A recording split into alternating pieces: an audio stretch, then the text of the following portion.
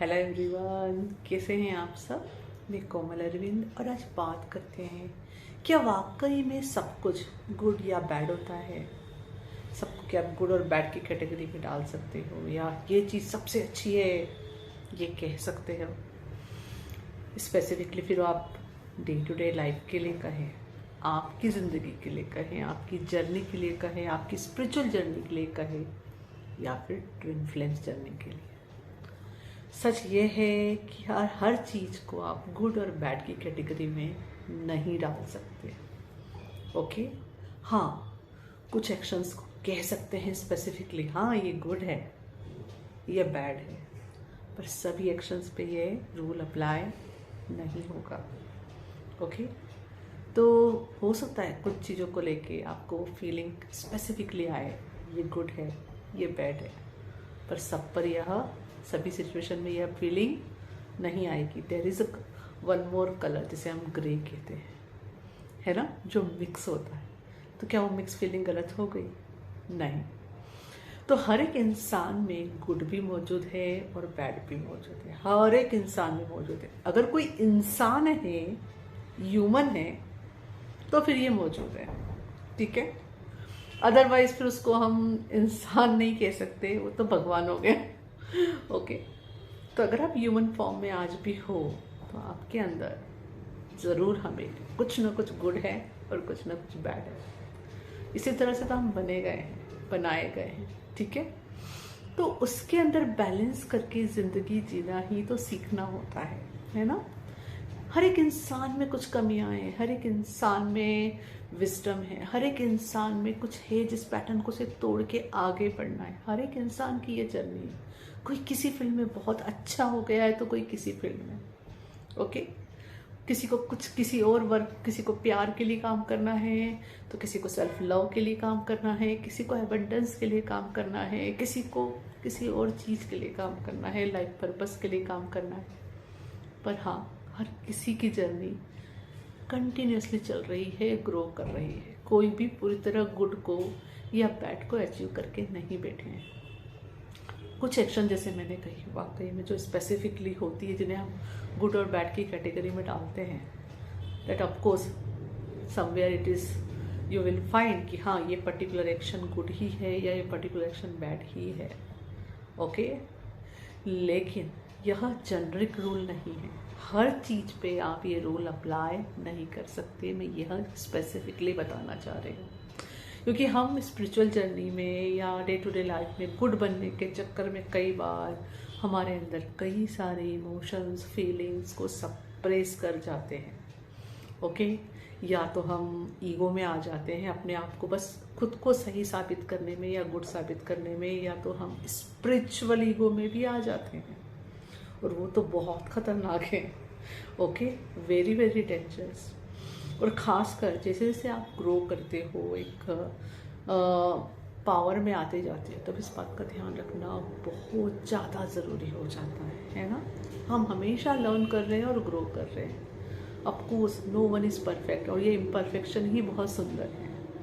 एक पौधे की तरह देखो, एक प्लांट की तरह देखो, क्या कोई स्पेसिफिक है कि इसकी लता ऐसी ही जाएगी, इसकी लताएं वैसी ही आएंगी? नहीं, हर एक पेड़ की अपनी ब्यूटी है ना, हर एक फ्लावर की अपनी ब्यूटी है। तो बस that's what it is, okay.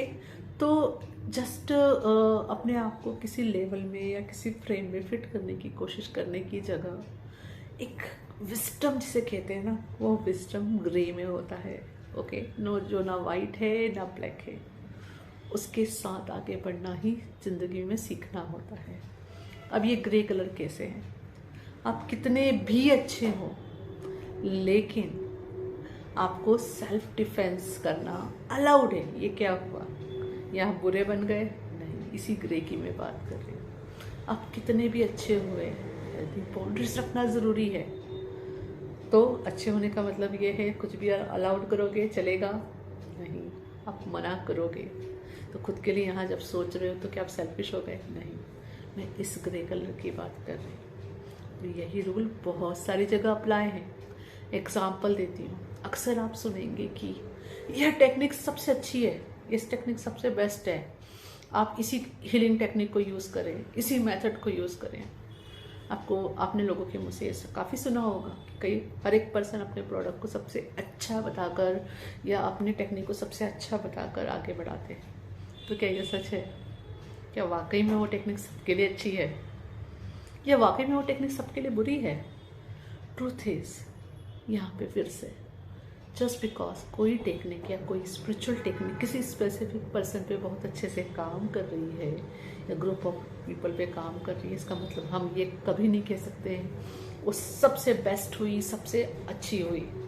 उसमें कोई कमी नहीं है। नो, हर चीज़ यहाँ पे इम्परफेक्ट ही है और उस इम्परफेक्शन में ब्यूटी है। तो हर चीज़ को समझिए, हर जगह अपनी लिमिटेशंस है। ओके, तो यहाँ पे गुड और बैड की डेफिनेशन क्या होगी?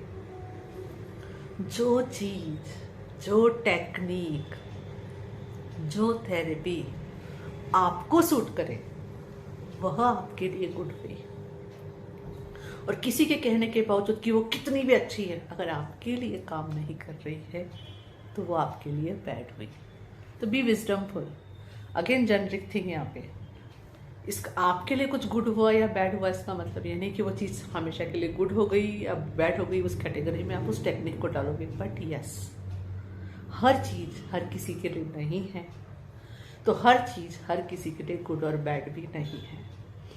तो अगर आप ट्विन फ्लेम जर्नी में हैं, स्पिरिचुअल जर्नी में हैं, या डे बाय डे लाइफ में स्ट्रगल करके अपने पैटर्न्स तोड़ना चाहते हैं, ट्रॉमा हीलिंग करना चाहते हैं, प्रोग्रेस करना चाहते हैं या कुछ मैनिफेस्ट करना चाहते हैं, हमेशा अपने इनर विजडम की सुनिए।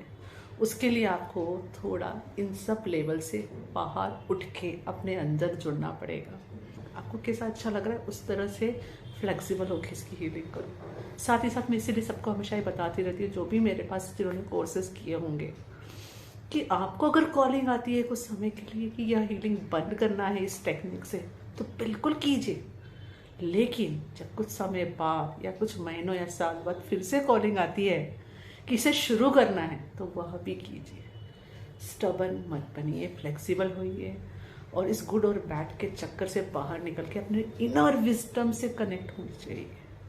जब आप अपने इनर विजडम से कनेक्ट होंगे ना, तो आप हमेशा राइट पाथ पे चलेंगे, जो आपके लिए सही है, जो आपकी सोल जर्नी के लिए सही है, जो आपके सोल से अलाइन धर्मा के लिए सही है।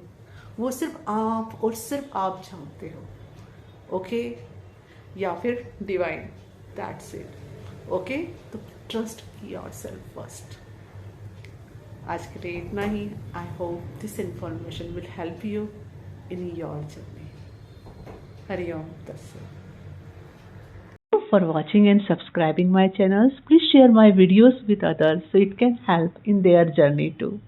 And please visit my website. There you will get free blogs in Hindi and English, as well as free courses and paid courses details that can help in your journey. Thank you for being here.